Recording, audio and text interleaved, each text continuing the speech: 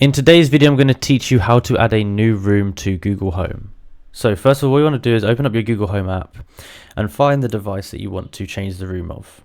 So click this here, then you want to go to the settings cog at the top right like that. From here you want to go to device information, which is under general, and then down here you want to go to placement. So click on placement, and now here's your options.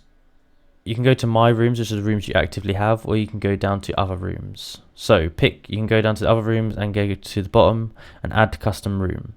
Now in here you can type the name of the room, so you can say bathroom or back room 4, whatever you want to call it. Press save, and it's going to say there are no longer any devices in the garden room, which is the old room.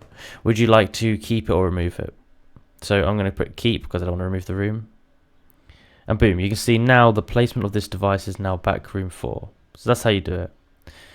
If you want to change it back, you can just click, go back to the other one, hit save.